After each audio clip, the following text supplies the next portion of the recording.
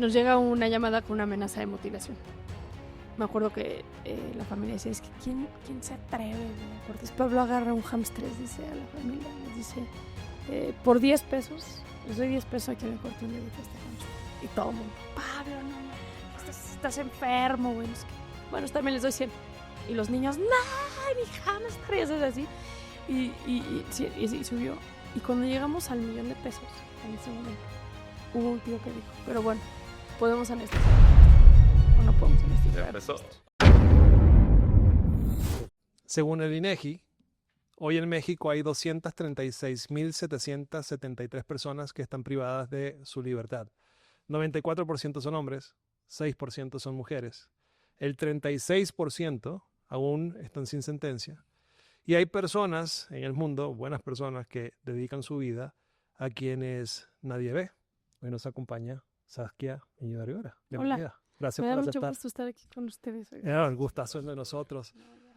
Realmente nos honra tenerte acá porque creemos que eres de estas personas que hacen un trabajo con una voluntad que no entendemos de dónde viene, pero ya estamos viendo el resultado de esas cosas, ¿no?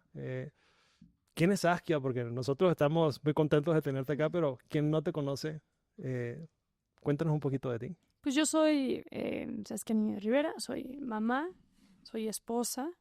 Mi familia es lo más importante en mi vida, lo más.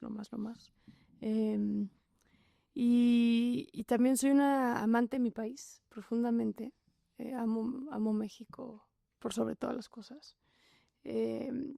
Y bueno, hace 14 años fundé junto a mi socia, Mercedes Castañeda, una fundación que se llama Reinserta, que es una fundación que trabaja con niñas, niños y adolescentes en contacto con la violencia extrema en México. Y tengo también un podcast que se llama Penitencia, y tengo ahora otro podcast que se llama La Gran Batalla. Y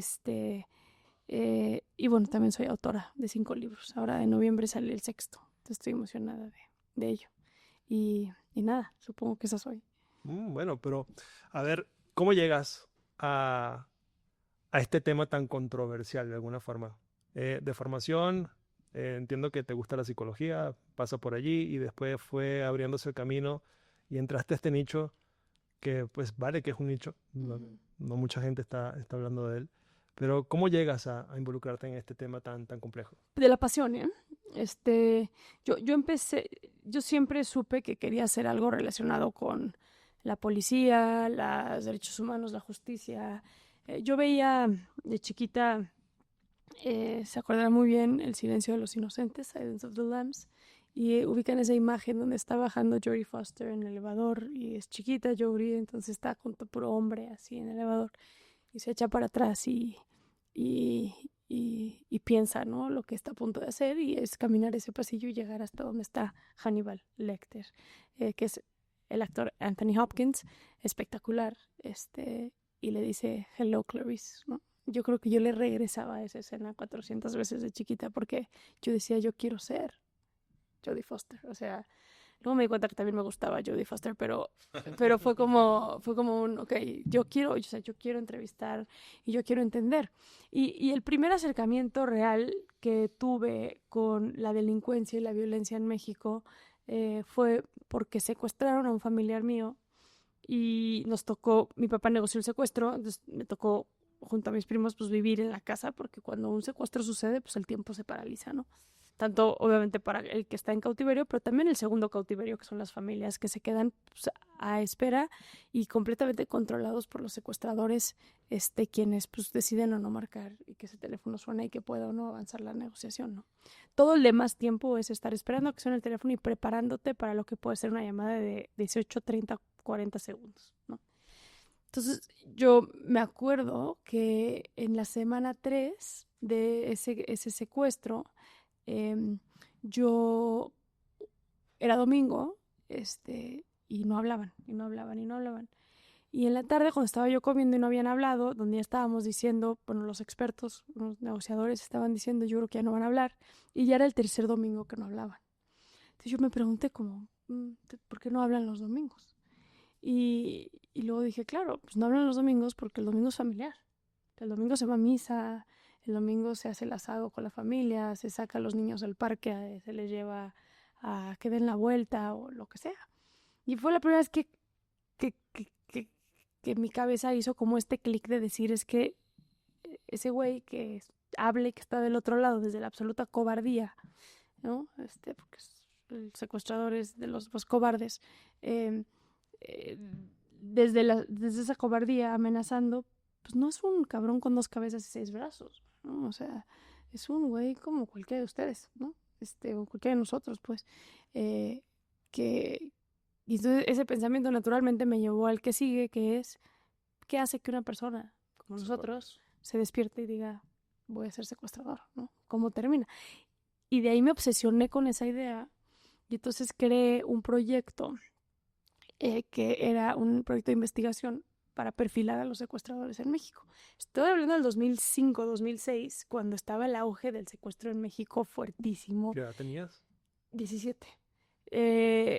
El auge de secuestro, estamos hablando que acababan de matar a Fernando Martí, no, todavía no, meses antes de que secuestraran a Fernando Martí, estaba el tema de Wallace, estaba el tema de Gallo, estaba el tema de Vargas, estaban todos estos como empresarios con un cierto poder en México que habían secuestrado y en algunos habían matado, Harp también, sí, justo Harp en esas épocas.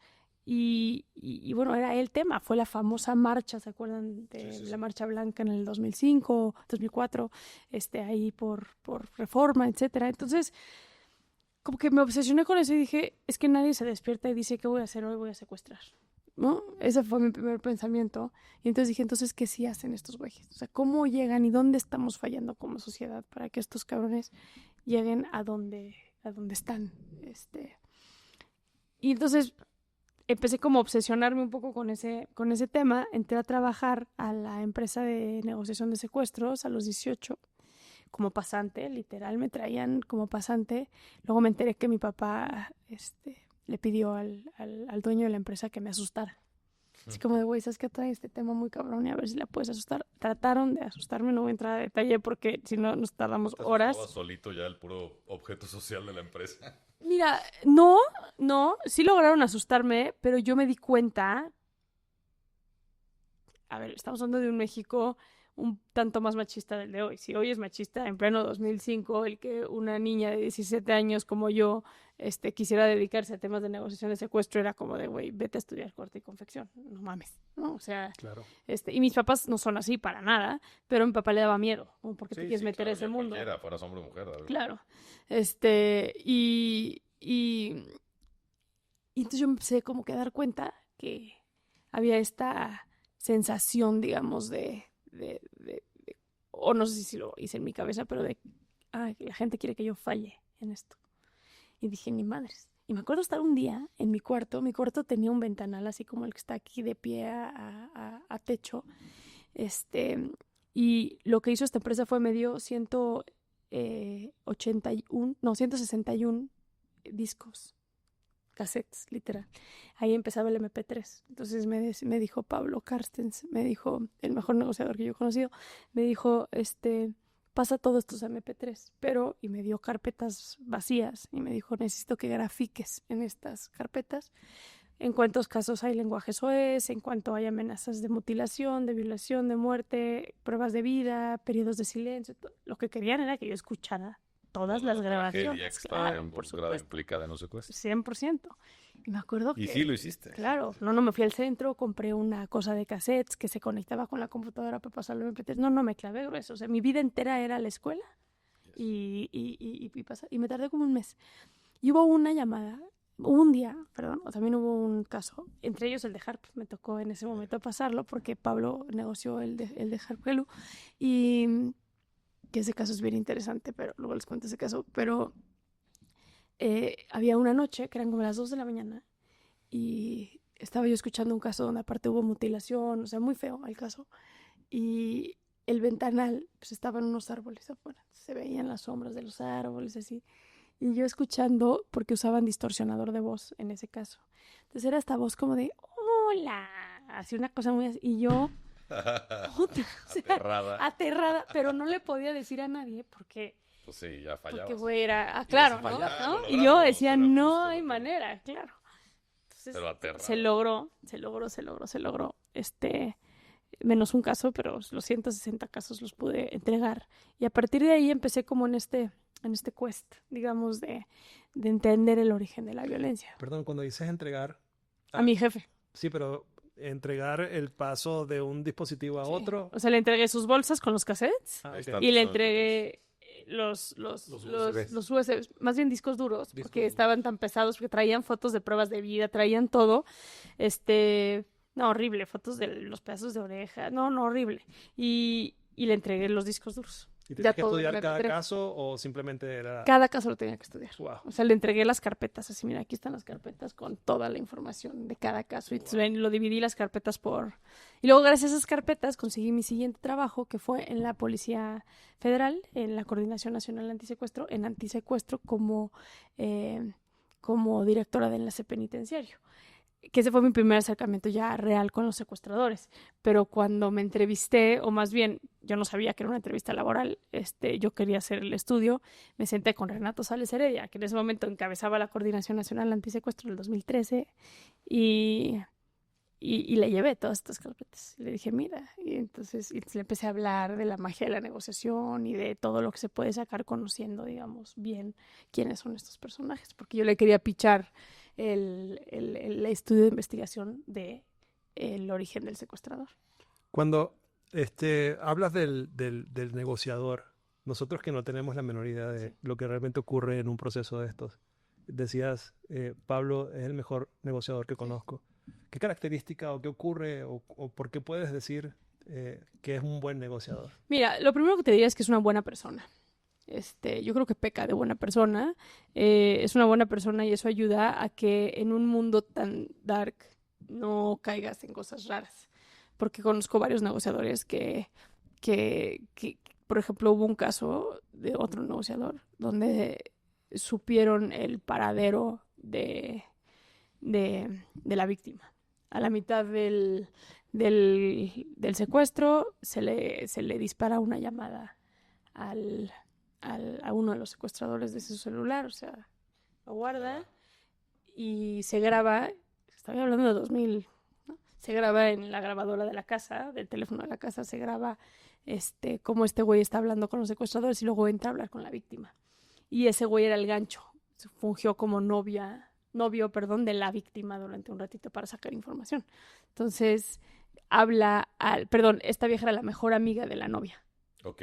Entonces el güey lo que hacía es salía con este grupo de niñas, sacaba información, la secuestran, este güey le habla a su novia, la novia se ve que no contesta, entonces el güey se guarda el teléfono, no cuelga y se graba todo en la llamada de la casa de el papá de la novia, o sea, de la que era este cabrón. Y entonces reconocen la voz del güey como el novio de su hija, entonces el papá le habla al papá de la niña que estaba secuestrada y le dice, güey, tenemos esto. Entonces dan un poco ahí tienes de dos sopas. Tienes la de hablar con la policía y decir, mira, este güey viene todas las tardes a ver a mi hija, es su novio, le trae flores todos los días y en su side job pues tiene una casa de seguridad. Podemos hacer una investigación y seguir a ese güey y das con la víctima, que es lo correcto, o pues juegas Rambo, ¿no? Hay negociadores que deciden jugar Rambo desde el sector privado. Y lo correcto no es jugar Rambo. Lo correcto no, porque... ¿Qué es jugar Rambo? Pues jugar Rambo es yo soy el super policía y soy el, ¿no? Y yo puedo... Yo voy por ella y yo hago... Y mando a matar a los... O un equipo que yo decida, ¿no? Sí. Extra paramilitar o parapolicial más bien. O sicarios, ¿no? Al final del día. Exacto, o sicarios. ¿No? Ahora, pero... Esa línea es delgada. Lo correcto y lo correcto pues, está más claro. Lo conveniente o no conveniente, porque es muy fácil ceñirse a lo correcto cuando no es tú o tu gente la que está en la línea, ¿no? Porque cuando tu gente está en la línea, tiene un conflicto. Exacto, lo que tú quieres es arreglarlo de la forma correcta, izquierda, derecha, arriba, abajo, como sea, como haga falta, pensando que tienes un niño ahí, ¿no? Y voy a decir una cosa horrible. Me parece que ese pensamiento es todo lo que está mal con México.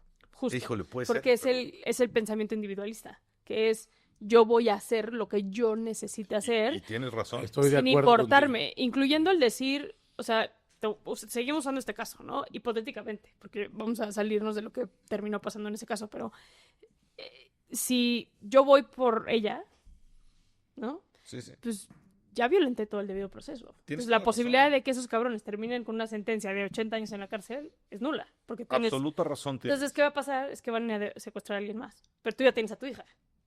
Bueno, depende cuál sea la medida. No, que desde luego decidas tiene, utilizar. Claro. coincido completamente con Saskia. Tiene toda la porque razón. hay que quitarle nombre y apellido a la gente a la hora que estás negociando. Sin duda. Por eso no puedes tú O sea, negociar no, tu no propio caso. importa, Exacto. no importa, no lo puedes hacer personal. No. Tiene No. que ser el hecho y cómo evitar que siga pasando, como estás diciendo. Bueno, no puedo. Israel no puedo así dar lo que hizo. quiera. Israel, por ejemplo, y quiero acordarme de otro país que lo hizo así, tuvieron un auge de muchísimos secuestros y pasaron una ley donde literalmente se prohibió la negociación de los secuestros. Está prohibido. O sea, es delito negociar un secuestro. Mataron creo que a 6 personas y nunca más hubo un secuestro porque ya se dejó de ser negocio.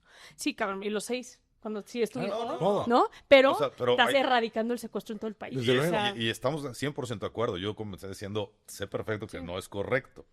Pero está cañón. Tampoco me atrevería yo a juzgar no, cero. al señor que decidió ir comando. A ver, y siempre de lo que yo hablo nunca es yo jamás me atrevería yo a juzgar a nadie, ¿sabes? No, O sea, perdón, dije ir comando, no. que eso es ir sin calzones, ¿no? Sí. Y Rambo. sí, Rambo, sí. No, pero juzgar, ahí es muy importante porque es hasta que no te pasa a ti. Y 2, también todo es bien circunstancial. O sea, el decir, Sí. bueno, que confío en la policía, No. ese es otro tema también. Claro. ¿no? O sea, hay mil temas, pero yo creo que una de las cosas que está mal en México en general, y lleva esta conversación al tema que quieras, es que en México tenemos un pensamiento muy individualista 100%. y no colectivo. Y si el momento que pasemos al pensamiento colectivo como sociedad es cuando realmente vamos a empezar a ver los cambios. Ahora, sé que también eso es muy controversial decirlo, porque cuando tienes un país donde el Estado de Derecho está en una línea muy delgada de existir o no, básicamente, pues es muy difícil que le pidas a la gente que vea y que piense de manera colectiva y no de manera individual. Es un poco como, o sea, yo me lo imagino un poco como en la guerra y en una batalla, ser la primera línea. Dices, qué cabrón, ¿no? O sea, yo soy la primera línea, pero tú a la primera línea. Sabemos que las primeras 5 líneas se van a morir, tú vas en la séptima, hablamos desde el privilegio, desde la comodidad, pero cuando estás en la primera línea, está cabrón tomar la decisión, no está tan fácil. Y más cuando estás detrás de un teclado también. Detrás de un teléfono donde puedes opinar. No, pero en que- términos más genéricos, lo que creo que dice Saskia es que si todos nos pusiéramos en una mentalidad colectiva y no individualista, habría casualties. ¿Sabes qué? Sí habría, pero como en Israel, se arreglaría. La cosa es quién se avienta a la primera línea. Pero te voy a decir cuál es el tema principal. Yo creo que si estás en un campo de guerra y sabes que vienen todos muy bien preparados y traen todo para sobrevivir y ganar esa batalla, y te entrenan para ganar esa batalla, si estás en la línea séptima confías en que está en la línea 6, en la 4, en la 3, en la 2. Aquí en México el pedo es que estás en la línea que sea y no confías en que está en la línea enfrente. Entonces, en el momento en el que tú ¿no? Tengas que pensar cuando te duermes si tienes una hija de 15, 16, 17, 18 años, si la van a violar, si la van a desaparecer, si la van a descuartizar cada noche que te duermes y casi que rezar para que tu hija regrese viva a tu casa. Sí. El momento que traes la quincena que va a pagar el medicamento de tu hijo que está enfermo, va a pagar la renta, le va a dar de comer a tus otros hijos y te asaltan en la combi en el momento en el que hay tanta fragilidad del Estado de Derecho en este país, pues a la gente no le importa lo que le pasa al prójimo. Absolutamente. Yo voy a hacer lo Te que sea vuelves para yo llegar individualista, con sí. el sueldo. Claro. Un poco las circunstancias te vuelven individualista, porque aquí es sálvese quien pueda, ¿no? Sí, pero eso es lo que está, ¿no? Hasta en el tema económico, por ejemplo, sin que sea tan grave, el pago de impuestos. Pues, hay una evasión fiscal en México tremenda, pero también entiendes por otro lado, sin que sea correcto evadir impuestos, pero entiendes por otro lado, a ver, voy a pagar mis impuestos para que ¿Para el qué? primer presidente municipal Se los robe. donde le llegue eso, se compre un coche nuevo. Eso es para lo que va a ser, no va a ser para otra cosa. Yo voy a seguir igual de inseguro, igual de desatendido, igual con las calles de baches y con la misma inseguridad, pero ese señor, entonces, a ver, el gobierno es el papá de la casa, ¿no? O la mamá, vaya, no es un tema de género. Pues debe de poner el ejemplo, ¿no? Para luego exigir que el resto de la gente se comporte de forma correcta. Sí. Hablando de temas, o sea, éticos y morales nada más allá de la ley. Que al final es como que ahí lo que está cañón es como el huevo y la gallina. Sí, güey. O sea, claro, ¿quién se endereza primero? ¿El empresario facturero o el empresario que no paga impuestos o el gobierno que roba? Pero en Es ese como, juego del huevo y la puta, gallina, yo empezaría con que el que tendría que dar el primer paso positivo, necesariamente es el gobierno. Si yo no quiero que mis hijos fumen, el primero que tiene que dejar de fumar en su casa soy yo. Claro. Soy yo, ya después se los puedo exigir a ellos. Sin No duda. puedo yo, con mi cigarro en la boca, decirles, No fumen. no chingue, no fumen, esto hace daño. No puedo. Ese es el gobierno de nuestra sociedad. Entonces, cuando tienes un caso como un secuestro, le voy a hablar a la policía. Puta, qué miedo. No sé qué me da más miedo. No. Probablemente la misma policía sea la quien lo tiene. Ah, no, muy O sea, probable. dices, Sí. "Puta, ¿qué pedo? No, qué horror". Por eso terminas diciendo, pues voy a tomar justicia con mis propias manos. Sí. Justo. Oye, Saskia, ¿cómo brincas de tu pasión por entender al delincuente, digamos, y Al delito. Ujú. al delito, y por decir, ¿cuál es el perfil? O sea, ¿por qué la gente opta por esto? Pues depende mucho el delito. Hay diferentes perfiles. Por ejemplo, el secuestro, que es el que estamos hablando ahorita. Puta, el secuestro es bien complicado. ¿Cómo se produce un secuestrador? El secuestro es bien complicado porque no podemos hablar, porque sí terminé siendo el perfil de secuestrador, trabajé con más de 900 secuestradores, fue una experiencia impresionante y es bien difícil. El secuestro es como la Segunda Guerra Mundial, así me lo explicó Renato alguna vez. Ubican la famosa, ay, no se me acaba de olvidar el nombre, el juicio que hubo en contra de este personaje que era el que coordinaba todos los trenes para que llegaran los trenes a los campos de concentración. Y los judíos. En Auschwitz. Ajá, en Auschwitz. Bueno, no, en general, en todo, donde había una persona que era quien hizo las rutas para que los trenes llegaran a los campos de concentración y para que no chocaran entre ellos y quien coordinaba estos trenes. Él en su juicio, que creo que es el de Nuremberg, pues Los de Nuremberg son de más gente, creo, Más. pero... bueno, pero creo que uno de ellos Puede era ser. el que estaba involucrado en esto, que los fusilaron a todos. sí, bueno, no sé, pero pues está bien. Pero el chiste es que en ese juicio, ahorita ya nos van a informar, él en algún punto de su juicio dice, es que yo no maté a nadie. Y pues sí, realmente él no mató a nadie. Solo coordinó los trenes que llevaron a la gente a los campos de concentración donde se mató a la Fíjate, gente. hay un caso muy claro que hicieron en alguna universidad de Estados Unidos, en Stanford o en Nueva York o en alguna de esas, en donde les ponían un ejercicio o un ejemplo de qué harían 100 personas en una condición determinada. Sí. Entonces el caso era, viene un tren que ya no tiene control y la vía por la que viene el tren va a matar a 100 personas. Pero si tú mueves este botoncito, el tren se va a otra vía y mata a una sola persona. Las 100 personas en ese caso dijeron sin dudar, ay no, claro que muevo la palanquita. Muevo la palanquita y que se muera uno en vez de 100. Luego les cambian la pregunta. Misma situación, pero la persona que está del otro lado es alguien que conoces. Claro. El 50% dijo, ¿quién es? O sea, no se atrevían ni a contestar, lo conozco, pero ¿quién es? Porque igual hasta me deshago de él. Y otros dijeron, no importas, pero si estoy salvando a 50 y estoy sacrificando a una, no pasa nada. Es la misma palanquita. Y luego se fueron todavía más adelante. El tren se frena si una persona cae a las vías, pero tú la tienes que aventar a las vías. El 99% dijo, no, yo no lo aviento, que mate a las 50. Pues Sí, es yo una no quiero la culpa. Yo no quiero la Sí. culpa. Y solo una de 100 dijo, por la medalla. con una sola persona se detiene el tren, sí, yo me aviento. Una de 100 Ese es el único realmente que dio la respuesta que correcta. dio la respuesta correcta. El único. Y una de 100. Una de 100. Y yo no hubiera sido ese uno. Desde luego que no, pero Me acordé ahorita de un ejercicio que hizo Pablo en una negociación que tuvimos que nunca se me va a olvidar, porque también la maldad es relativa. Regresando a tu pregunta de quién es el secuestrador, la maldad es bien relativa. Y ahorita les voy a recomendar un libro sobre la maldad que es buenísimo, que se llama The Science of Evil, de Simon Cohen. Pero nos llega una llamada con una amenaza de mutilación. Y entonces me acuerdo que la familia decía, es que ¿quién se atreve, güey, a cortarle un dedo a una persona o una oreja a una persona, no? Y la familia estaba neta así flipada, güey, flipada. Entonces Pablo agarra un hámster, tenían los niños un hámster. Se agarra el hámster y les dice a la familia, les dice, por 10 pesos, les doy 10 pesos a quien le corte un dedito a este hámster. Y todo el mundo, Pablo, no mames, estás enfermo, güey, no sé qué. Bueno, también les doy 100. Y los niños, ¡no! Mi hámster, y así.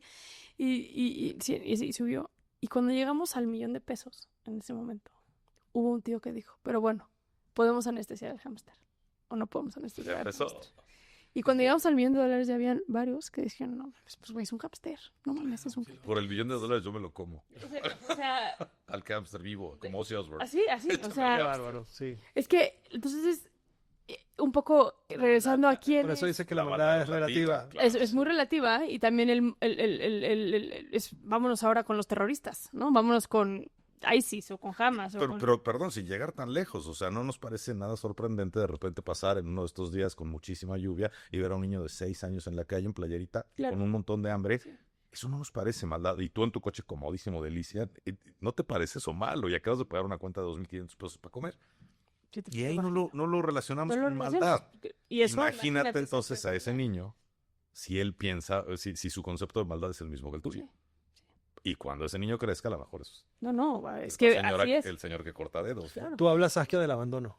Y justo tocaste un tema interesante. Ese niñito que pasa frío y tú lo ves y nadie le presta atención, abandonado. Es como la normalización o cómo defines tú también la maldad, ¿no? O sea, una persona en Noruega que le dices eso, güey, yo paso junto a 10 niños todos los días que tienen hambre, te dirían, ¿cómo? ¿Por qué no los recoges, los lleves a una institución, les das de comerles, ¿no? Y aquí es como, güey, tengo que llegar a darle comer a mis hijos, ¿no? Y tengo que meter a mis hijos en sus camas con sábanas de plumas, güey. Y eventualmente me tengo que ir de vacaciones. Sí. Entonces imagínate cómo le quito la vacación. ¿Qué pasó? Sí. Y así te puedes seguir y entonces depende de qué lado de la moneda estés, lo que la maldad significa, ¿no? Claro. En el secuestro, y regresando a la pregunta de Johnny del secuestro, es un poco... Lo que pasa con el secuestro es que no hay un perfil del secuestrador porque hay muchos roles. El otro día entrevistaba justo a un güey que trabajó con el Mocha Orejas, con Daniel Arismendi, y él era el chofer. Y él insistía, me decía, es que yo no secuestré a nadie. Yo era el chofer de Daniel Arismendi. Y pues yo lo único, o sea, mi delito fue querer a Daniel y acompañarlo en las rutas para que con la geolocalización no lo agarraran. Ese fue mi delito, güey. Yo tengo una sentencia de 500 años. Y es como, no, cabrón, porque si no hubiera habido una persona que manejó el coche, Daniel no se hubiera podido hacer las negociaciones. O sea, o lo mismo pasa con una persona que dice, yo nada más presté el coche. A mí me dieron 40,000 pesos por usar mi coche 2 días. Yo puse la casa. Yo nada más la casa puse era la mía casa. y me la rentaban en... 1,000,000 de pesos. Lo triple que yo la rentaba. Está complicadísimo. Complicadísimo, porque hasta en las corrupciones más grandes que ha habido y lo que me quieras decir, pues entonces también había una muchacha, ¿no? En su casa, una empleada doméstica, y esa empleada doméstica pues le lavaba la ropa. Y gracias a eso el señor se podía vestir y estar cómodo. Pero también Sky a lo mejor le conectaba la tele y gracias a eso el internet. Y él podía ver internet. Y entonces, pues ahí cargas a Slim también y nos cargamos a todos. O sea, todos tenemos cierta culpa, es lo que me estás diciendo. Y yo creo que al final del día el origen de la maldad es eso, ¿no? Es como cierta culpa. Cómo participamos o no participamos en esa omisión. Por ejemplo, un niño en la calle. Por eso el ejemplo del tren me gusta porque mientras más externo eres según tú, yo nada más puse la palanquita y salvé a la gente.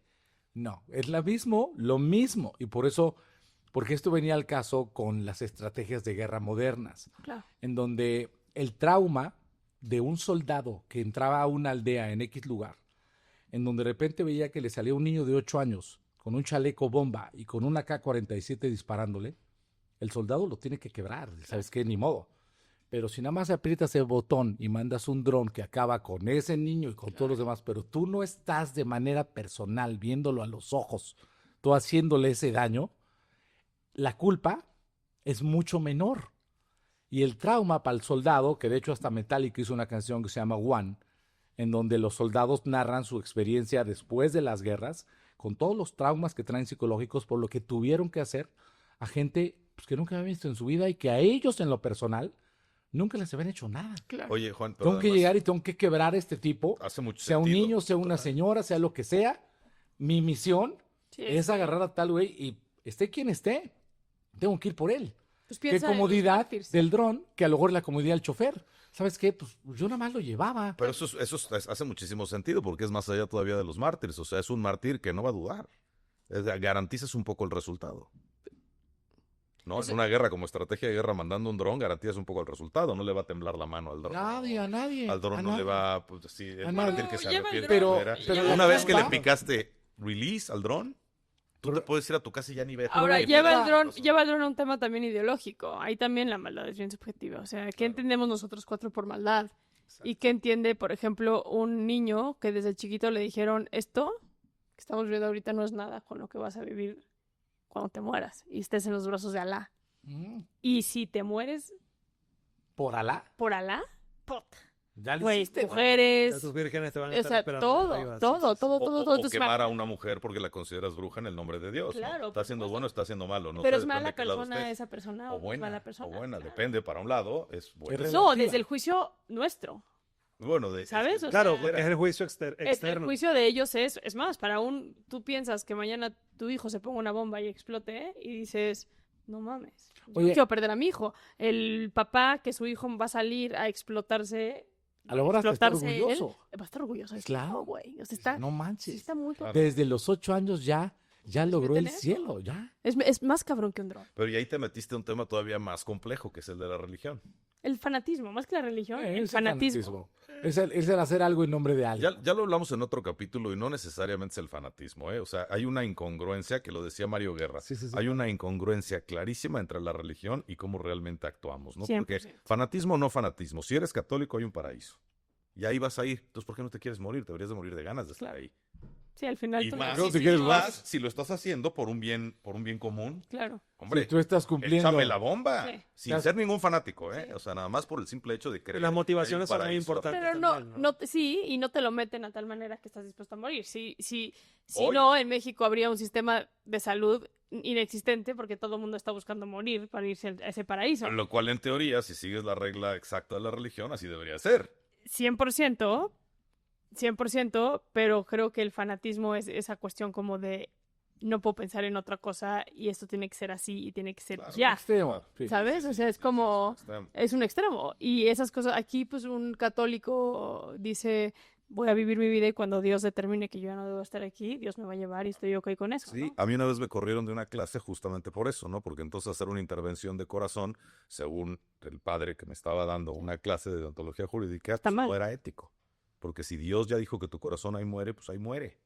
Eso es lo que digo del sistema de salud. Güey. Si fuéramos tan congruentes, Claro. lo tendríamos ni siquiera. No, ¿para Pues qué? como lo hacen. Te vas hay a morir, muchos- hombre, qué padre, qué suerte. Como si Son los estuviéramos en la Jehová naturaleza todos, ¿sabes qué? Ya se enfermó, no hay medicinas, no hay nada, pues ya te moriste. Hay religiones que lo hacen así. Los Jehovah Witnesses Sí, no te pueden permiten tener la ninguna transfusión. intervención. Ujú. Exactamente. Ninguna intervención de Sí, nada yo conozco un caso para corregir cercano su que- salud. Si que te mueres, pasó te mueres. Algo así.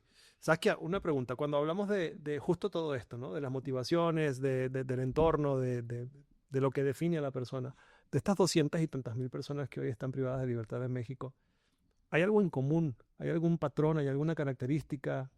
Su estado familiar, de alguna forma que podamos sacar como una radiografía o es random? La Fundación Reinserta hizo una investigación con 12,000 personas privadas de la libertad y sacamos que 9 de cada 10 personas privadas de la libertad acusadas y sentenciadas por un delito, tuvieron algún tipo de contacto con la violencia antes de los 6 años. Por eso Reinserta trabaja con las infancias en situación de violencia. ¿Quién no? 9 de cada 10. 9 de cada Pero, 10. pero ¿quién no? Pues a los 6 años ya te ¿Pero qué tipo de violencia? ¿Qué tipo de violencia? Exacto. Cualquier tipo de violencia. Sí, no unas nalgadas, eso no te va a pasar. No, ni siquiera que la has vivido tú. O sea, cualquier tipo de violencia. Y las historias van desde mi papá me violaba, O se violaban mis hermanas, hasta junto a mí, sí. o violaba a mis hermanos junto a mí, hasta en la comunidad en la que vivía había drogas, alcohol, violencia, riñas en la escuela. Bernie, Me tocó pues, presentar su entorno. cualquier tipo de violencia. O sea, empecé a consumir violencia antes de los 6 años. Oye, dime una cosa, Saskia. Cuentan tele, cine y esas cosas. No, consumir violencia en vivo.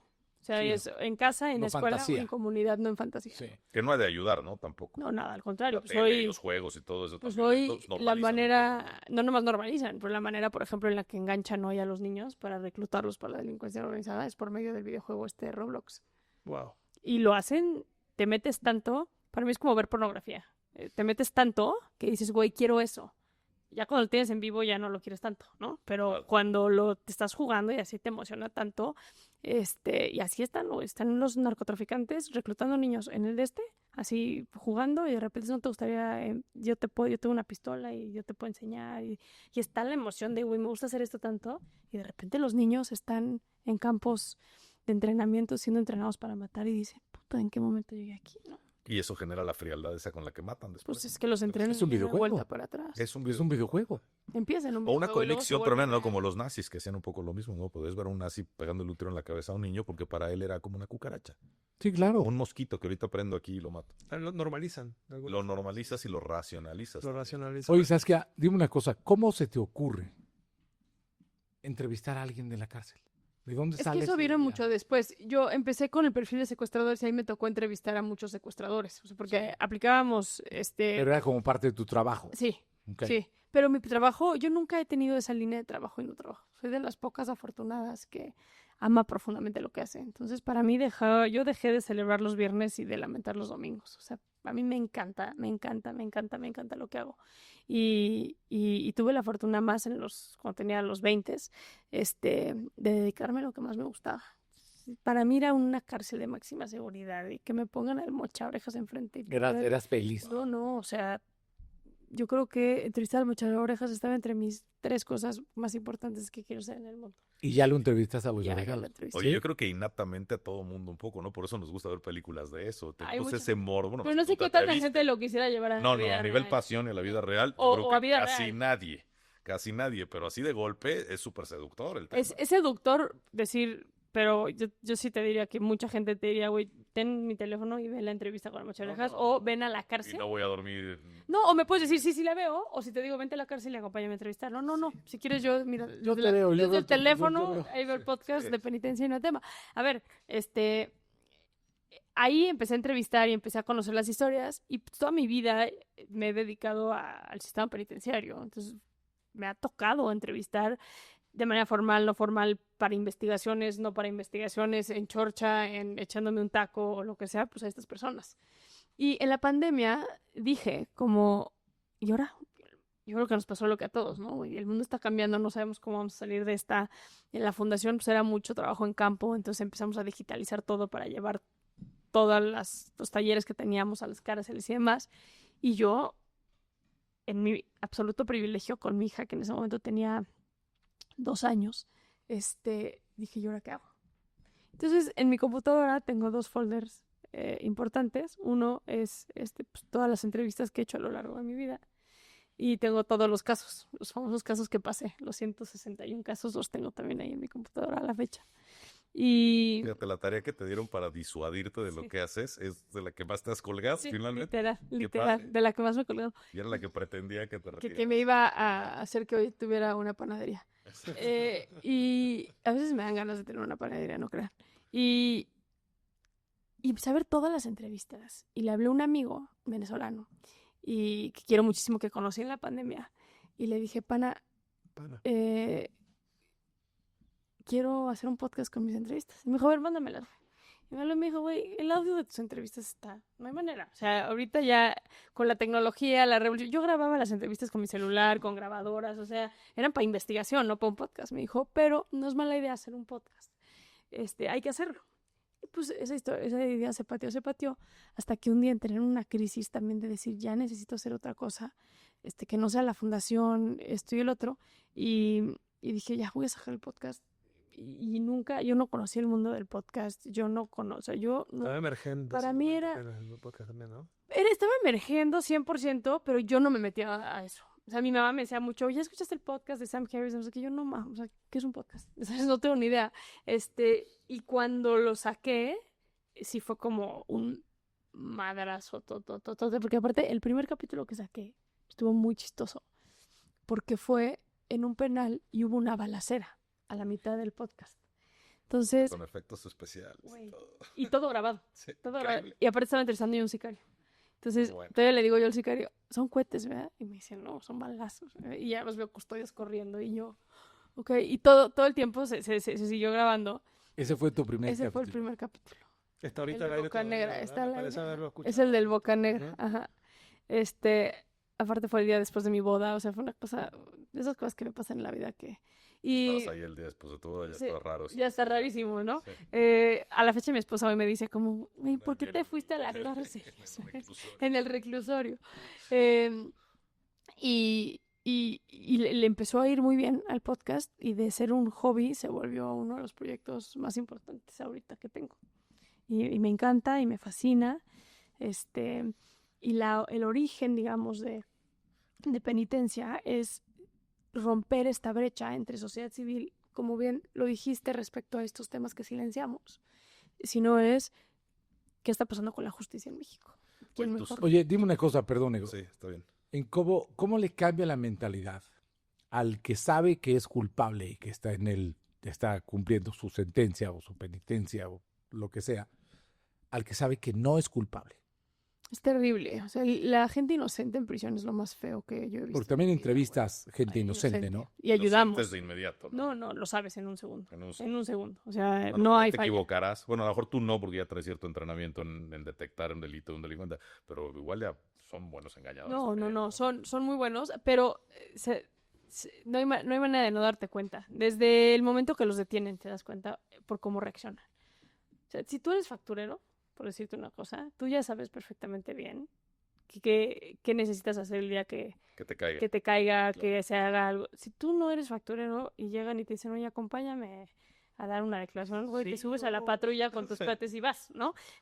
No tienes ni idea de qué te van a hablar ni qué No van a tienes ni preguntar, idea, nada. ¿no? Y esos son los casos de desde ahí, o por ejemplo, lo ves mucho con las familias que tienen estas redes de apoyo. Las familias también son un ejemplo muy cabrona de la inocencia en prisión. Cuando una persona, es que ya llevan tanto sin venirme a ver, ya estoy abandonado y demás, la familia hay una parte como inconsciente de, pues tú te lo buscaste, güey. O sea, tú estabas metido en estas cosas, nosotros ya no vamos a cambiar nuestra vida o estar teniendo que desplazarnos 5 horas para llevarte de comer todo cuando tú andabas de cábula o andabas de drogadicto o lo que sea.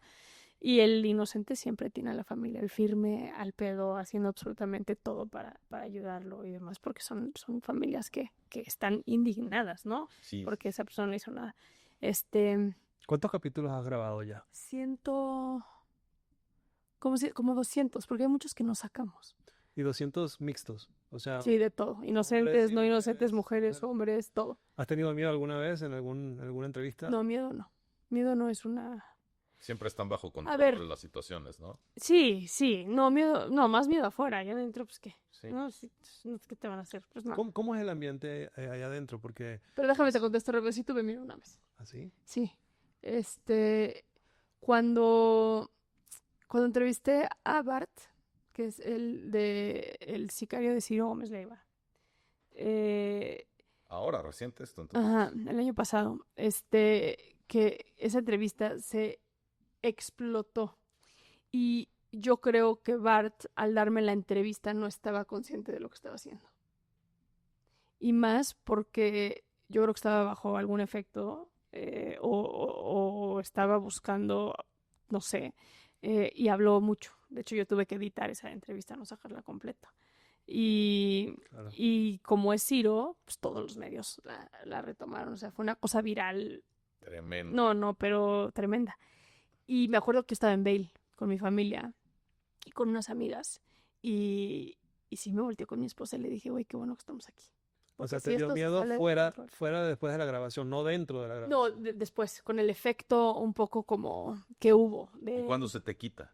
¿Solito el tiempo te aliviana? Lo que tienes que hacer es como que concientizar, ¿no? Me acuerdo que le hablé a Harfush en ese momento y le dije, oye, amigo, ¿qué riesgo ves aquí? Y me dijo, no. Y ya me explicó que detectaron una llamada entre Bart y los otros implicados en el caso. Y a mí se referían como la periodista esa. Okay. Y estaban enojados con Bart por haber dado la entrevista, no conmigo. Okay. Entonces, ahí como que siempre lo tienes que llevar a como los facts. Así, no voy a tener miedo, que eso pasa mucho en los secuestros. No voy a tener... Fíjate, en el caso de Harp, ese me lo contó, yo no me tocó estar presente en esa negociación, pero Pablo me contó que hubo un momento donde están negociando y el papá, o sea, y iban muy bien. Y de repente le llega en una caja pelo. Y ya, quería dar todo el dinero. Y le decían, güey, es pelo, brother. O sea, lo que te están diciendo estos cabrones es que son incapaces de hacer maldad. Porque si te hubieran mandado el dedo, ya te mandaron, le cortaron el pelo, güey. Hablo bien de ellos. Y si lo analizas fríamente, Sí. Es No son cómo tan te malvados. generó miedo sin mandarte el dedo, porque no te voy a mandar el dedo. Pero él ya estaba, les vamos a dar los millones que piden. O sea, eso lo detonó. Y es como, güey, espérate, regrésate y ve las cosas. Entonces, yo creo que se te quita el miedo cuando ves las cosas desde un lugar un poco más frío.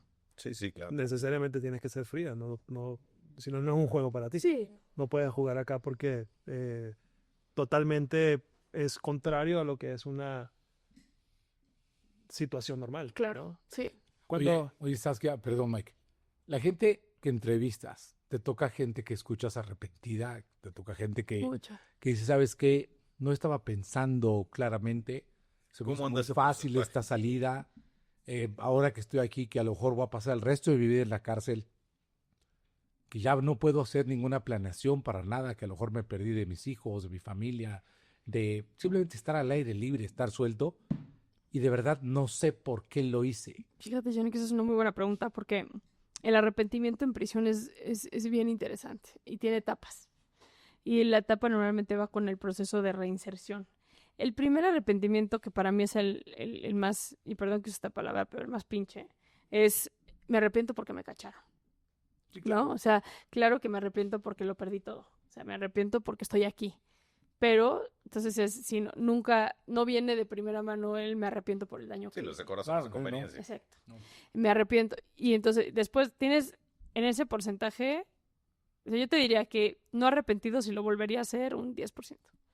Y luego tienes un 60% que te dice, Me cacharon. me cacharon y me arrepiento porque hoy estoy viviéndola, pero muy probablemente mañana voy a salir se me va a olvidar lo que se siente de dormir con 40 cabrones en una celda y lo voy a volver a hacer. Y luego tienes este otro, no sé, 30% que ya pasaron este proceso de reinserción y que sí te pueden hablar del daño social que hicieron.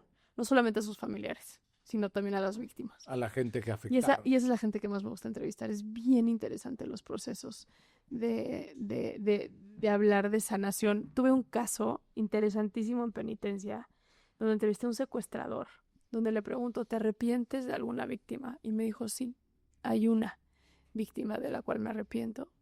Y hablamos de esa víctima sin mencionar su nombre y le dije algo que te gustaría decirle y me dijo, le quiero pedir una disculpa. ¿Pero por qué? Sin mencionar obviamente su nombre, pero ¿por qué se arrepentía de esa y no de qué la hacía distinta a la Ella estaba situación? embarazada, la víctima estaba embarazada. Y eso es lo que Y lo para que- él es en sus como... códigos morales ahí Sí, estaba. para él es como no puedo creer que llegue a ese... Pero ese pensamiento lo llevó a decir yo merezco estar aquí. Decir yo merezco estar aquí y yo estoy cumpliendo y estoy haciendo lo que me toca por lo que hice. Y luego fue bien padre porque nos buscó la víctima.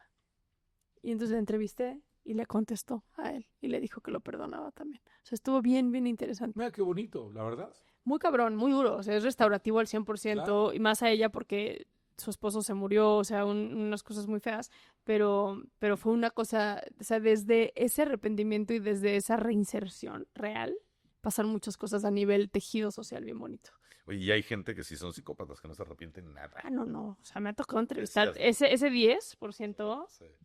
En cuanto me Sí, saque, lo volvería a hacer. No, y Chingue su orgullosos. madre. ¿Sabes quiénes? Mucho los adolescentes. No, los adolescentes son Porque formación, ¿será? Por idiotas. Son adolescentes. No, pero y aparte de que están en esa situación, pero no han tenido una educación o una formación que... No, tiene que ver con... pues, todos fuimos adolescentes, ¿no? Y la complejidad que es ser adolescente. Entonces, agarra a un niño, maltrátalo terriblemente, que vive en situaciones marginadas, que no dé el ancho en la escuela, que tenga hambre, que no todo lo que son los niños sicarios, por ejemplo, los niños reclutados. Y luego, vístelo bien, dale de comer, dale dinero para que lleve a su familia y hazlo sentir que pertenece a algo. Y que es Eso. importante. y dale poder. Y dale poder. Esos güeyes te hablan y esos güeyes se Y tatúan.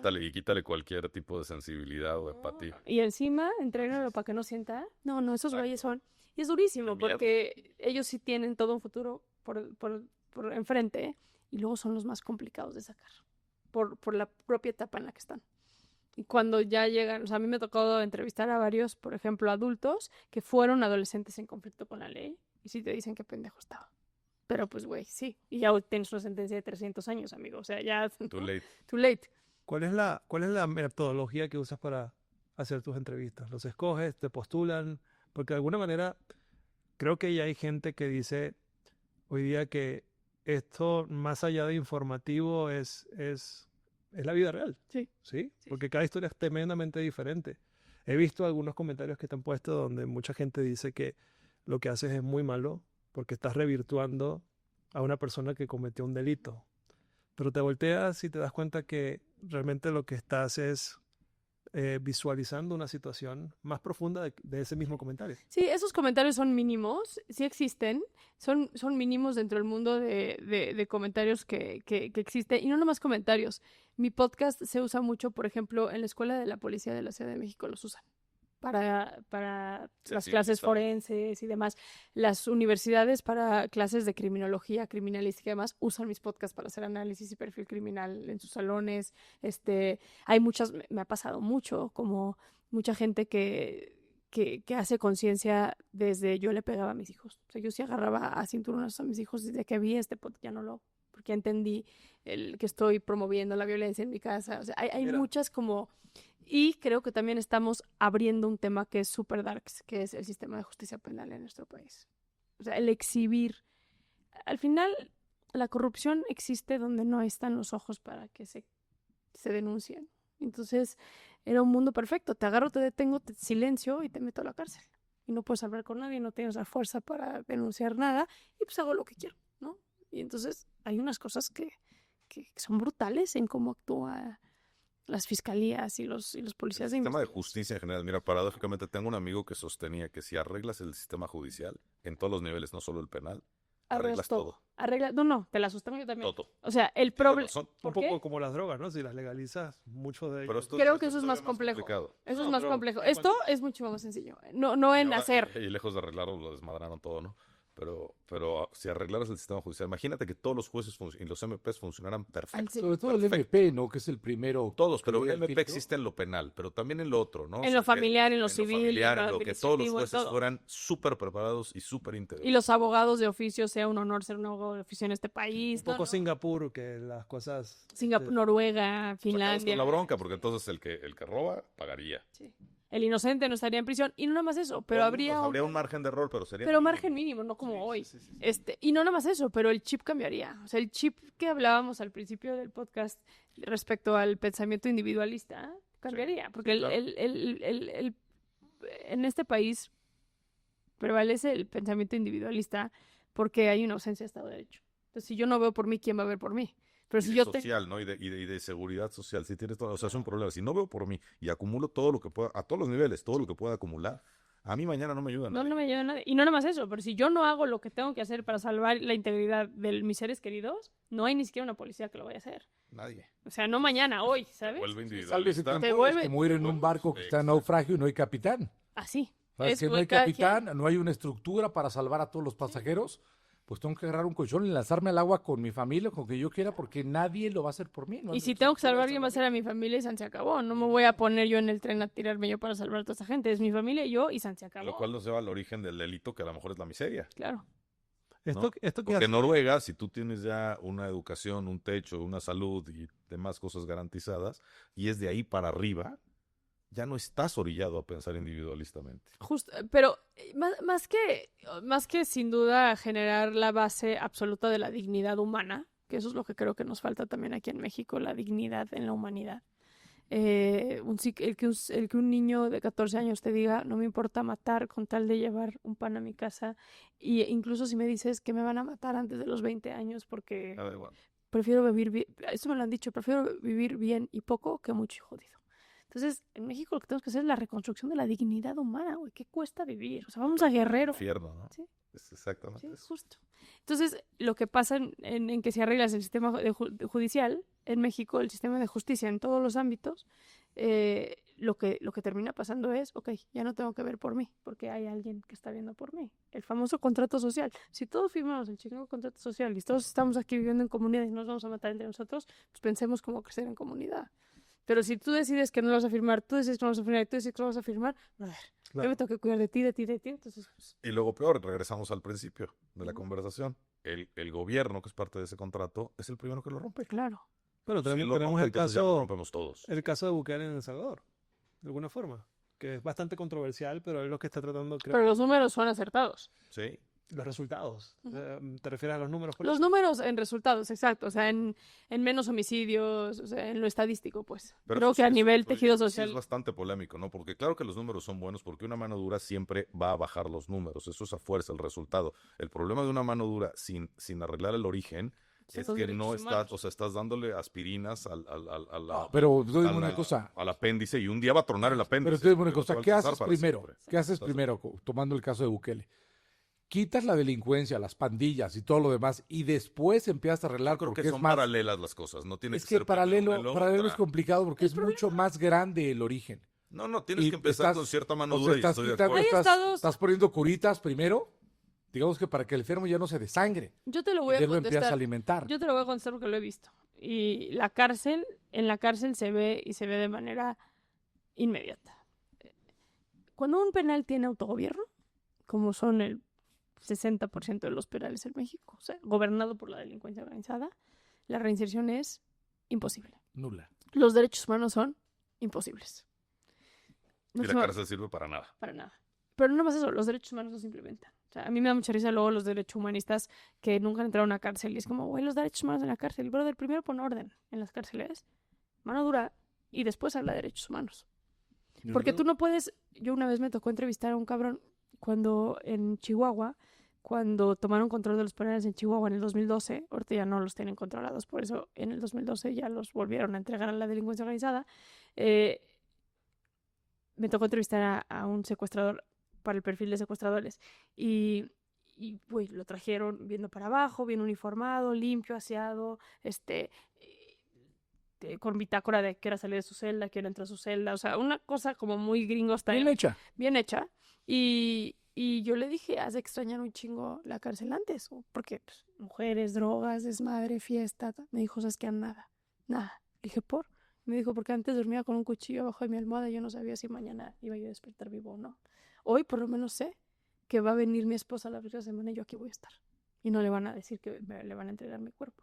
Entonces, algo interesante de lo que hizo Bukele es, hay estados, como me parece que es El Salvador, quizá México también, donde tienes que empezar con la mano dura, pero yo creo que a Bukele le falló y le está fallando el seguimiento del entendimiento y particularmente con la Mara Salvatrucha, con la 13 y con la 18 particularmente, que son pandillas, no delincuencia organizada meramente, son pandillas, son jóvenes que se encuentran ante la ausencia de una red de apoyo. Estás invisibilizando y criminalizando la pobreza, la marginación, el olvido, el abandono, todo eso lo estás Un criminalizando. poco el verso de Sor Juana, pero aplicado a la delincuencia. Sí, y eso me Estás parece generando como gobierno la propia razón de la delincuencia. de la misma. delincuencia, claro. Si no te metes a entender y a Yo creo que responsabilizar. debes de atacar los dos, ¿eh? Es que Si doy no cuenta, a atacas él- los dos, a es muy Bukele injusto. le funcionó, conociendo poco de la situación en específico, sino nada más en lo general y en lo que se sabe. Pero el penal que hizo para El Salvador El secot. creo que es el más terrible de todos los que hay en el mundo, por lo menos conocidos, porque tienen pocos o ningún derecho humano los que están ahí, porque entran de veras como si fuera, y son tratados como escoria, y como sabes que todo lo que hiciste no tienen ningún derecho a nada, se acabó. Ahí es donde no tienes que llevar los extremos. Pero Fanatismo, pero los números, terminológico. como los números funcionan mensaje en también. cuanto a, digamos, la sociedad, puede darse, Pero puede ¿sabes por darse qué funcionan, tiempo. Juan? ¿Sabes por qué funcionan? Aquí en México se hizo. Se hizo en Chihuahua en el 2012. Se hizo en el 2019 en Nuevo León. Tomaron control de las cárceles. Las cárceles de El Salvador eran peor que el Topo Chico en Nuevo León en 2015.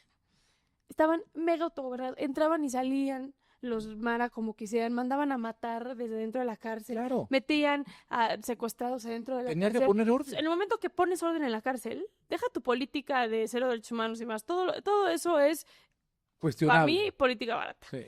O sea, ¿no? Es hacer política con la seguridad.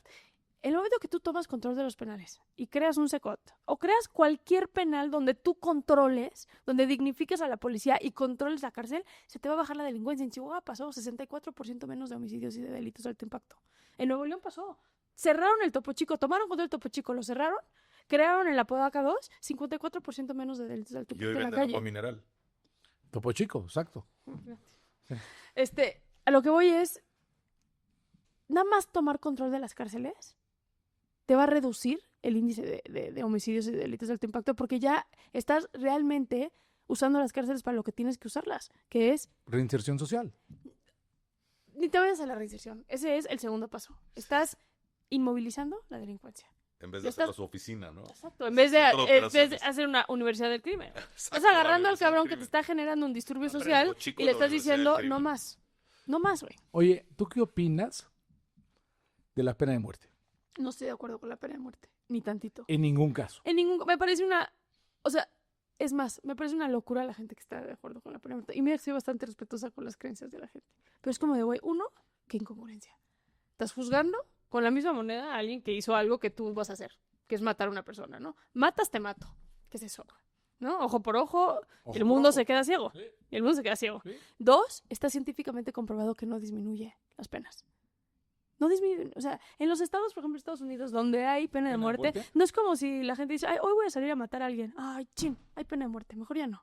Güey, Exacto. es más, en México, la gran mayoría de los criminales, de las personas que cometen delitos, te dicen, güey, yo prefiero morirme antes que me den una sentencia de 1000 años y tener que estar en la cárcel 1000 años. Prefiero morir en batalla. No sé si vieron la semana pasada que detuvieron al chavito esta semana, al niño sicario que le dicen en Tabasco. ¿Vieron esa nota o no? ¿Al que mató al El de abogado? 14 años. No. Ese tiene 18, ese fue a la universidad, no está en Tabasco. Un niño de 14 años con una UCI, en un operativo se confrontó con la Guardia Nacional. Él trató de disparar para que le dispararan de regreso, para morirse, porque ese es el código que traían. Cárcel no. O sea, les estás haciendo... A mí el muchas veces me lo dijo. Yo, pues, ¿qué? Mejor me hubieran Ya, matado. me hubieran matado. Bueno, imagínate, lo hemos platicado, ¿no? Dentro de la psicopatía que tenemos todos un poco. Si quieres castigar a uno de esos, si te dieran todo el poder para castigarlo, ¿lo matas? No. Claro que no. ¿Por qué Bueno, le vas a hacer ese ¿Qué favor? premio? Oye, ¿cómo son las leyes, por ejemplo, en países intolerantes a la violencia o al delito? ¿Cómo funciona el sistema penitenciario de un país como Singapur, en donde creo que desde que aterrizas tienes que firmar un disclosure, en donde aceptas Aparte es ilegal. tal y chicle, tal y ese tal y tipo, tal sí. y tal? O sea, no puedes, lo que estoy haciendo ahorita, que es masticar un chicle, es ilegal y no sé cuál sea la pena. Es que para Pero, mí... ¿cómo, haz cuenta, cómo funcionan a nivel sociedad esos sistemas penitenciarios comparados con los de acá? Es que yo creo que el cambiar una sociedad no puede ser algo inmediato. O sea, son dos cosas. Es que está en mis manos para tratar de generar cambios inmediatos que atenten contra la vida de mi comunidad, de mi sociedad. Y ahí es la famosa mano dura que en Singapur también se hizo, ¿no? Las cortadas de manos a los que robaban, ese tipo de cosas. Roban, te corto la mano. Pero de la mano de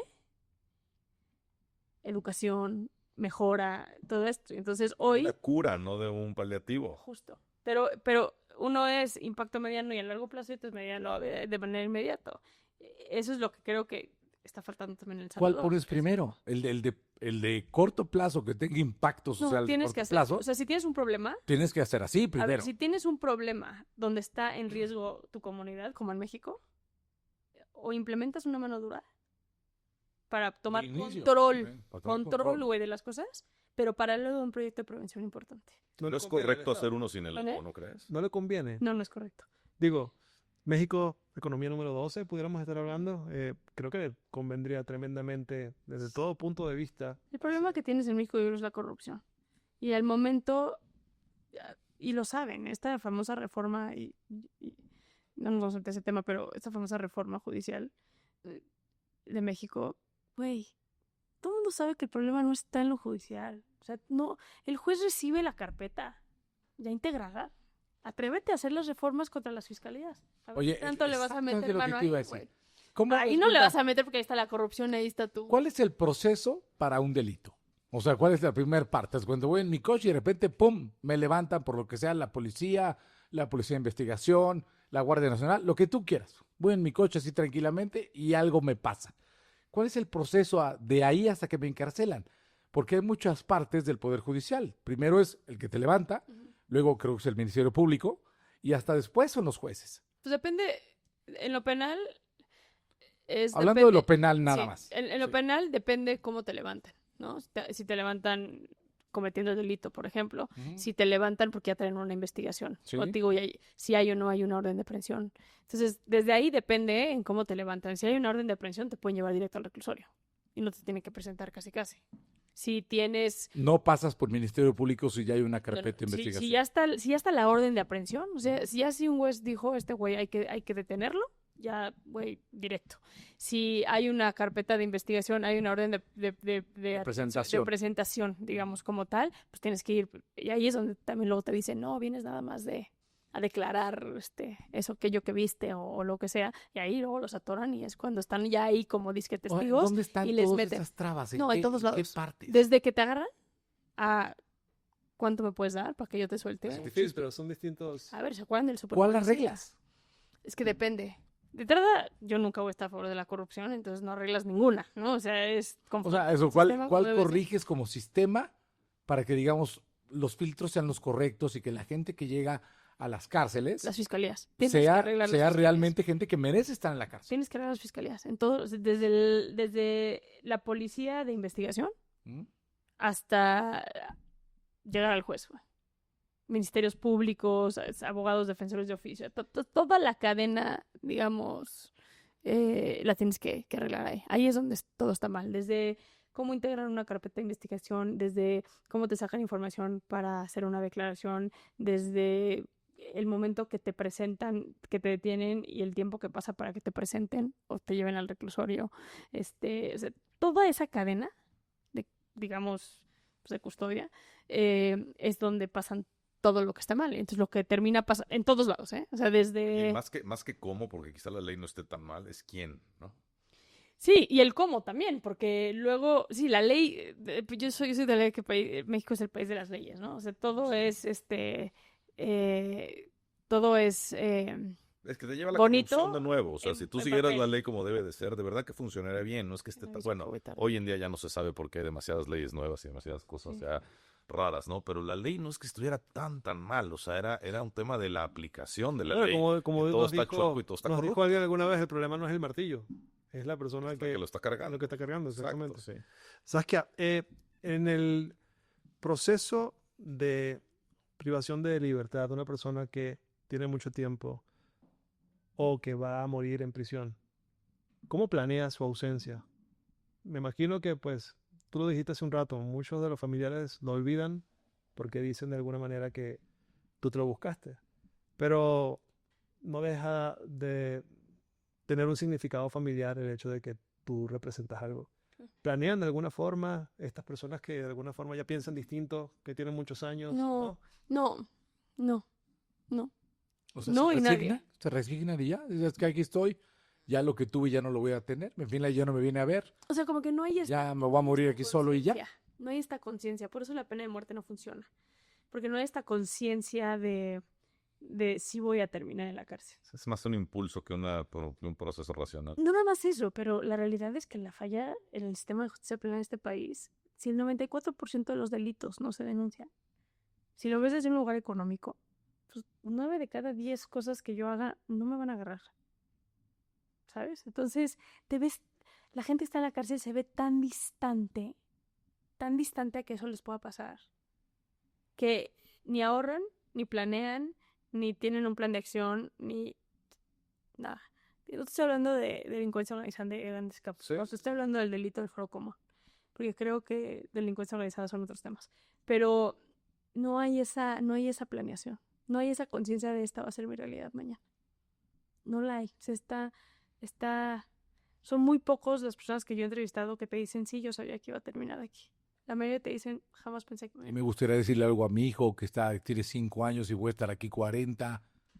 Todos en el podcast me dicen todas y te hacen llorar y te dan todo el choro, pero pues una vez que ya te agarran. Una vez que ya te agarran, es que ¿no crees que pase un poco como con el enfermo terminal? Que una vez que está enfermo, le entra la conciencia de, ¿sabes qué? Ahora sí es en serio que ya sé que me voy a morir. Es como fumar, ¿no? Ya está comprobado que fumar te jode los pulmones. Pero quién sabe cuándo. Pero sigues fumando. O sea, es como decir... O sea, al final fumar, de alguna u otra manera, es un acto suicida. ¿No? O los vapes. Totalmente. Son actos suicidas, si lo quieres ver así. Sí, claro. No De estoy hecho, es tiempo. A ver, Es que tiempo cada- de un cigarrito. Nada más No, por eso digo, Sí. pero es lo mismo que la cárcel. Sí, O sea, sí. Es... O sea, sí estoy robando. Sí sabes que puede pasar, pero igual y no es rápido. ¿Y sabes qué? Es que igual y es no, inmediato. La verdad es que igual y no. Igual que con el cigarro. De Sí, por repente eso igual puede el cigarro encontrar igual de no. Puede 90 ser años que ha también. fumado toda su vida. Pregúntale al Mayo Zambada, güey. 79 años sin Como tocar la Dios. cárcel una sola vez y viviendo con todo el dinero habido por haber. O sea, eventualmente cayó, pero las posibilidades de que el Mayo Zambada terminara antes muerto que en la cárcel eran altísimas.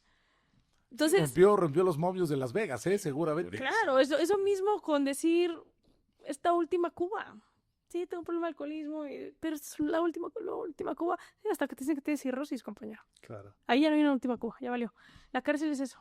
Y y más cuando estás hablando de comunidades enteras donde hay la normalización de la violencia que hay en nuestras comunidades. O sea, también, regresando al tema como del el bien y el mal, es bien relativo también en cuanto a, pues que para ti una cosa es el bienestar, para ti es una cosa el bienestar, para mí otra y para ti. Podemos quizá, por el privilegio que todos hemos tenido una educación superior, tener puntos en común, ¿no? Coincidir en Éticos alguno y de coincidir en alguno de ellos. O igual y tú opinas que el que yo sea lesbiana es pésimo, o igual y tú opinas que el que yo sea atea es lo peor que puede pasar en el mundo, ¿no? O sea, cuando tú vienes de una comunidad donde tu papá robaba, donde tu vecino secuestraba, donde el pan se ganaba a chingadazos y no bajo un código de ética o de valores, si nunca te han enseñado lo que es un valor y no lo viste en tu casa y no nada, pues güey, tú le das un peso a los valores de este tamaño.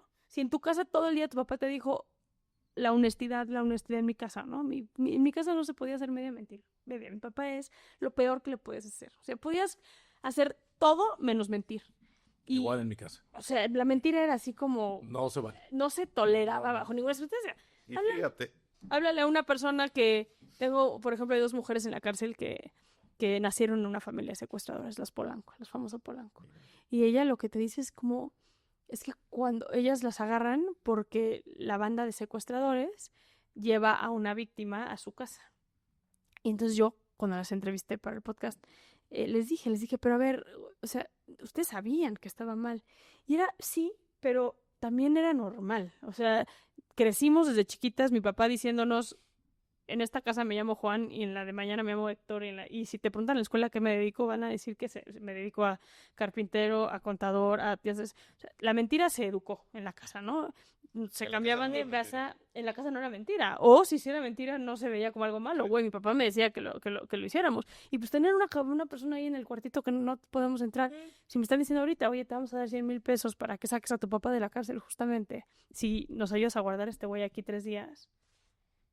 Para nosotros igual y sería, no mames, como ver el niño en la calle. Pero para esas dos era como... Pues, ¿por qué no? Claro, pues, Pues, este güey lo güey, guardo o 3 sea, días. lo guardo 3 días, no tiene nada de malo, casi. Claro que hay una si no, conciencia yo que lo voy a está hacer mal. otro, ¿no? También es otro. Claro que hay la conciencia de que está mal, pero Pero no tan mal, empiezan los asegúnes. ahí es donde empieza. A ver, nosotros no los contratábamos, nosotros Y alguien lo va a sacábamos. guardar, en algún cuarto va a estar, y entonces empieza a racionalizar el por qué sí y ya. Sí, tiene mucho sentido, por ejemplo, esta gente que de repente con MrBeast quiere ser youtuber, Ujú. pero si lo que estás viendo en tu comunidad es que realmente el que tiene los autos buenos, el que se viste bien o el que brilla tiene una determinada conducta, pues yo quiero ser como él. Claro. Entonces, ese modelo aspiracional de valores está totalmente invertido porque es su entorno. Y no nada más me parece que partiendo de siempre querer más, sino desde la base de la no dignidad humana. O sea, ¿quién está aspirando a más? Es el chavito que ya no le alcanzó para comprar el uniforme para la escuela.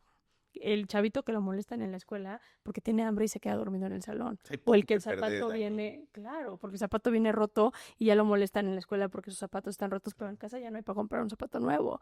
El que tiene que caminar 3, 4, 5 horas para llegar a la escuela todos los días. El que, ¿sabes? El que ve a su mamá golpeada en el piso, llena de sangre porque el papá tiene un problema de alcoholismo todo el día y agarra de piñata a la mamá, güey, literalmente todos los fines de semana o todos los días. O el que se duerme con hambre y con gritos en casa. Si no partimos de una base absoluta de dignidad humana, donde todos tengamos Lo mínimo indispensable al menos. para vivir dignamente, entonces las aspiraciones se vuelven muy reales, güey. Porque todos podemos aspirar, todos aquí podemos decir, yo quiero tener el dinero que tiene Carlos Slim.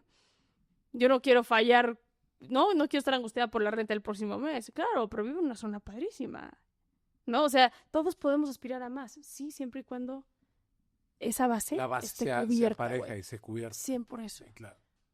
Y Que creo tu que parte tiene razón. emocional y social Sí, todo. y de necesidades básicas de sobrevivencia 100%. estén cubiertas. 100%. Y de ahí para adelante ya cada quien. Así más o menos pasa en Noruega o en Finlandia. Los ¿sí? escandinavos Todos más o arrancan menos de así la es, y entre misma más base. evolucionado es el país, más te acercan a eso, ¿no? Un poco. Todos Porque arrancan es de la una especie- misma Es base. un híbrido entre un capitalismo y una un parte socialismo. social. Es que hay que No sé hacer si un socialismo como tal, pero un socialismo pero es un demócrata. capitalismo controlado, o un capitalismo controlado, como lo quieras ver, ¿no? De alguna u otra manera. Pero lo que decías hace rato de la enfermedad terminal, pues es también un poco eso, ¿no?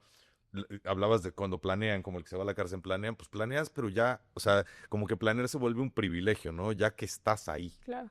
Ya que está, y porque nos preguntabas que de dónde venía antes de morir todo esto, y viene de eso, de una aplicación de planeación que hicimos. De planeación y de mensajes póstumos y con blockchain y todas estas cosas. Bien interesante, luego lo platicamos, que es la que patrocina el podcast, pero entonces por eso nosotros iniciamos como la planeación para antes de morirte, todo lo que debes de hacer y los problemas que generas cuando no lo haces. Cuando no lo haces. Y la verdad es que nos hemos dado cuenta, y Mario Guerra lo hablaba, ¿no? Que el enfermo terminal ya tiene un estado de conciencia de tengo que ponerme en orden porque en cualquier momento me puedo ir. Claro. Y el que no esté en esa situación, nunca piensas que te vas a ir. Claro. Como el criminal en potencia o el criminal no cachada, el delincuente no cachado. Sí. Amén. No piensa que No. lo van a cachar. No. ¿Saben? Exacto, la mejor analogía es eso. ¿Sabes que la cuba te va a generar cirrosis o el cigarro te va a generar cáncer pulmonar? Robarme la cartera aquí en el metro, que no pasa Güey, nada, no pasa nada. Y Oigan, luego no te ¿vieron? cansen. Hay una serie que seguro no sé si la han visto, que se llama Ozark, que es una serie muy buena. La empecé a ver y no. De un Yo contador no que, tampoco. que le empieza a lavar lana al narco en Estados Unidos, en un lugar que se llama Ozark, así se llama el lugar. Y entonces él le empieza a lavar lana al narco y de repente el narco, para probar nada más a la gente que le está limpiando la lana, a todos los esposa, los pone hincados y los empieza a amenazar.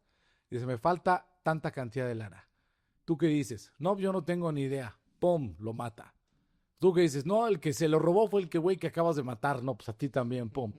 Y de repente les cuento una historia, porque viene mucho al caso con esto. Y dice, oye, mi papá, el narco cuenta, ¿no?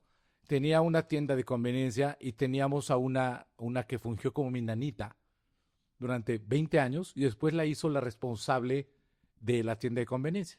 Y un día en las cámaras de seguridad ve a la nanita que yo tuve, a María, que la adoraba como nada, sacando un billete de $10 de la caja. Y mi papá estaba de veras indignado. ¿Qué debió de haber hecho mi papá? ¿Perdonarla? Como sea, son $10. ¿Correrla? ¿O qué debió haber hecho? No sabes, un tipo, ¿no? No, yo creo que le había haber ido perdonado, solo fueron $10. ¡Pum! Le pone un tiro en la cabeza. ¿Tú qué crees? No, güey, son $10, ¿qué iba a pasar? No, ¡pum! También. Hasta que el contador dice, le debe haber corrido porque no es la primera vez que lo hace. Es la primera vez que la cacha. Y eso es lo que pasa con el delincuente. Se acaba saliendo con la suya. 9 de cada 10 delitos salen con la suya. ¿Por qué crees que tú cruzas la frontera y ya respetas los semáforos? ¿No? Porque allá... Muy Sí, cagado. claro. Tú cruzas Y lo- la frontera en Estados Unidos. O sea, La señal de stop. el famoso, ¿han visto en la frontera? ¿Se ha tocado cruzar la frontera caminando claro. o en coche? estás a punto vas así en la fila, y estás a punto de frenar y hasta te agarras del volante y te acomodas un poquito. Ya estoy atento, ya estoy, ¿no? Ya Aquí estoy sí, cruzando esta frontera y ya sí, vale, ¿no? Dándole la nalgada al poli que pasó, valiéndote. Ahora me quedé pensando en algo y sí lo quiero mencionar, que hablábamos hace unos minutos, de este tema de la dignidad humana. Y creo que si hay que empezar en algún lado, hablando de este impacto a mediano y a largo plazo, es en la educación. La educación, y no lo quiero decir desde un lugar como cliché de la educación o la pobreza o en estas cosas tan generalizadas. La educación, en México hay un terrible sistema de desigualdad educativo que se confunde muchas veces en temas de clasismo o de si no es quien tiene la posibilidad de meter a su hijo en una escuela privada y quien no la tiene. Y no porque las escuelas públicas, necesariamente por ser públicas, sean malas. Son malas porque no se ha apostado en el sistema de educación que tenemos. En México, quien tiene la oportunidad de ir a una escuela privada va a tener un segundo idioma, va a tener una educación que tiene educación de razonamiento crítico, que automáticamente te hace competente ante el mundo. A diferencia... A conocer otras cosas. Se va a abrir la diferencia. Más grande y la Claro. cabeza más grande. En la escuela pública en México, en el sistema educativo en México, público, apuestan mucho por el tema de la memoria. Te voy a dar el libro y te vas a aprender de memoria esto y esto y esto. Olvida la salud mental, olvida que tengas la enfermería en la escuela, que te ponga una pinche curita cuando te raspaste, olvida la psicóloga, olvida lo que sea, trae tus colores y apúntale y como dé lugar. Y creo que ahí es donde realmente tenemos que apostar, en crear un sistema educativo que esté a la vanguardia a nivel internacional, donde ir a una escuela pública en nuestro país sea una oportunidad, como lo es en otros países, y no tengas esta gran división de escuela pública. Todo mezclado, ¿no crees? ¿Sabes qué? Porque sí, o sea, sí, eso que dices estoy 100% de acuerdo, pero también la salud y la comida, no puedes todo. una sin otra. Es que es la dignidad humana, pero es todo, ¿no? O sea, en una buena escuela... La base de la que hablabas, la base de dignidad humana. Si hay una base que contiene de dignidad humana, ya se construye. Imagínate Sobre que las ella se escuelas construye. tuvieran comida. Si no está abajo, no se puede. Si no está, vuelves a la película del infierno. De verdad, es una película de comedia un poco, pero identifica de es sátira tragicomedia. absoluta. Porque le da el problema perfecto. Saben que se van a morir a los 20. Dice, vivo 20 bien. O vivo 70 muerto de hambre. Muy jodido, muerto de hambre. ¿Cómo es posible que tengas un problema de obesidad en infancias número 2 del mundo? O número 1, no sé en cuál estamos ya, pero... y tengas un problema de deserción escolar, en su gran mayoría por hambre, ¿no? Por oportunidades, y no tengas un sistema de alimentación dentro de las escuelas, donde por lo menos la primera y la segunda comida del día garantizas que el niño comió toda su comida. Y desde temprano hasta las 5 de la tarde, como en España, y entonces ya pues... O mira, no te diría el observador que sí, no. Pero aunque sea de 7 de la mañana que ya entran, a 3 de la tarde que los tienes. Les das de desayunar y les das de comer. Sí, dignamente con una... No esperas a el que pudo traer 10 pesos para comprar en la cafetería o la que, ¿no? La mamá y el papá que sí le hizo el lunch. Pues, y la bronca es complicadísima porque el niño entonces sale a las 2 ¿y quién lo va a atender? Porque los dos están trabajando, ¿no? Pero sí es un tema, o sea, la dignidad educativa, o sea, lo que puede pasar en una escuela, puede salvar generaciones absolutas, incluso de niños que están en situaciones de violencia, que las escuelas se vuelvan los safe havens de los niños, güey, que están viviendo. Quiero ir a la escuela porque es mi lugar. Porque ahí es mi lugar seguro. Sí. O sea, y eso, y la gran desigualdad en este país está en la oportunidad educativa que tuviste. Sí, desde luego, la gente que tiene suerte de tener a sus hijos en ciertas escuelas, por ejemplo, lo sé de casos que las escuelas le hacen ver a los niños, aquí es tu casa. Sí. Aquí vienes a estar tranquilo, aquí nada te va a pasar, nada te va a faltar. Y aquí vas a estar a la vanguardia a nivel internacional. Aquí vas a tener las mejores oportunidades y aquí es como tu casa. No corres peligro de nada. Ni los maestros, ni los alumnos, ni tu ambiente, ni nada. Aquí es tu casa. Y así debería ser en una escuela pública. Claro, es donde primero tendría que ser. Tendría que ser. ¿Sabes qué es lo más cabrón? Dime un político que tenga a su hijo en una escuela pública. Ni López Obrador, ¿eh? López Obrador, su hijo iba en el moderno americano. Sí, no, contrario a lo que pueda suceder en Noruega o en alguno de estos países. Ahí todo mundo quiere decir una escuela pública. Hay un país de esos, o no sé si todos, no sé si sea Finlandia, Suecia, Noruega, Dinamarca, en donde está prohibido poner escuelas privadas. Claro, es que...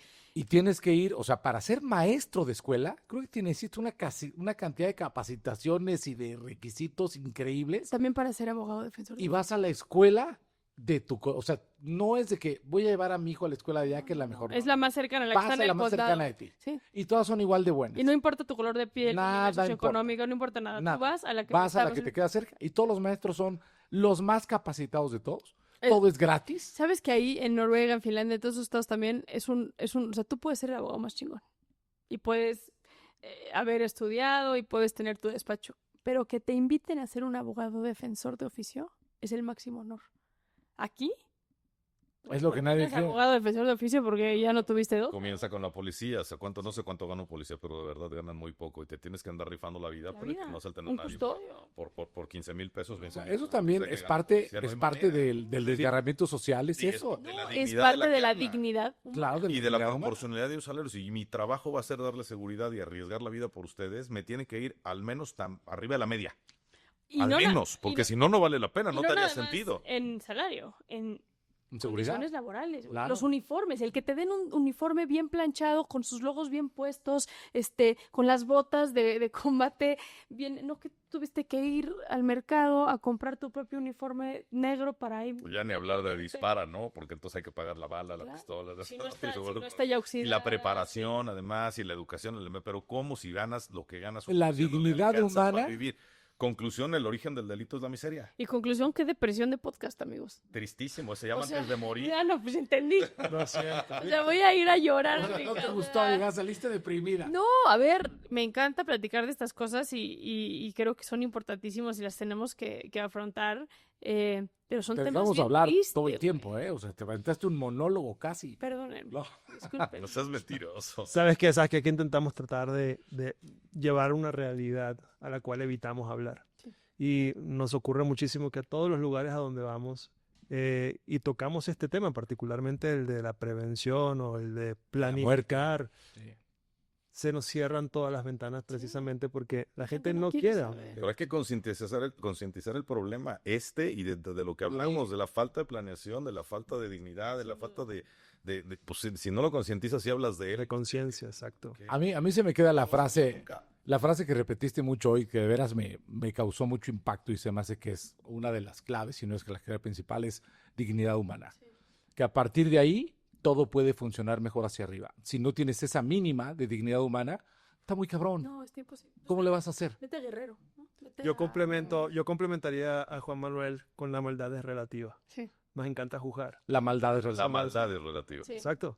Y no sabemos lo que viene abajo y lo que realmente, sin justificar, simplemente entender. Es que hablar de esto, luego la gente, claro, están justificando. Brother, el hablar de esto no implica justificar, No, ¿no? claro ¿Cuánta que gente vi con el podcast? Estás justificando. Es Y yo digo, entender de dónde pero- viene para arreglarlo. Claro. Si estás comiendo algo que te está inflamando, entiende qué estás comiendo, déjatelo de comer Y ya. y no te tomes Déjate 14 tomar medicinas buscapinas, para arreglarte vas- Esa eso. es vas la a base acabar de con mi una podcast. peritonitis. La base de penitencia es ese. Es entendamos de dónde la estamos cagando, porque nada más meter a la cárcel así porque sí, pues vamos a seguir. ¿Sabes que en Noruega, por ejemplo, la policía no usa armas? No tienen armas, tienen que pedir una orden especial del juez para abrir un closet especial para poder sacar armas de En un caso especial. Porque Y no hay ¿Y casos tú crees violentos. que eso incrementa la violencia o la inseguridad? No, cero, al revés. Lo que incrementa son los asesinatos, las muertes en general. Los asesinatos. Saskia, ya estamos por cerrar. Y te pregunto, ¿2025 se está acabando? Ujú. ¿Planes para el próximo año? ¿Tienes tu libro, pero tienes algún nuevo podcast? Sexto libro. Exactamente. Pues estoy feliz con mi podcast de La Gran Batalla. Es un podcast que necesité hacer para darle un giro a estos temas tan violentos, tan desastrosos, tan tristes, tan dolorosos. Quiero emprender. Traigo ahí un proyecto interesante de industria penitenciaria que estoy queriendo hacer. Y nada, estoy muy feliz con mi familia, con mis hijos, con mi esposa, disfrutándolos mucho, mucho, mucho, mucho, mucho, mucho. Y eso. Regresas al podcast el año que entra. Sí, y se murió. feliz de la vida. A que te aburras un rato A más. que me aburro un rato. No me aburrí, a que me deprima. Claro, que te deprima, pero está bien, es como la música depresiva. Antes de morir, ¿no? Ya después de esto ya estamos listos Sí, para dejar de respirar en la depresión. te agradecemos mucho. No, les que hayas felicito aceptado por la este invitación. proyecto. Nos encanta tenerte aquí y esperamos tenerte pronto otra vez. No, al contrario, gracias a ustedes y les felicito con este proyecto. Ay, gracias, Saskia. Gracias. Encantados de tenerte aquí, de verdad. A todos ustedes, pues esto para nosotros ha sido tremendamente importante, la visita de Saskia. Espero que a ustedes les haya gustado tanto como a nosotros y nos vemos en una nueva presentación del podcast Antes de Morir. Y sigue en penitencia, La Gran Batalla y desde luego Antes de morir.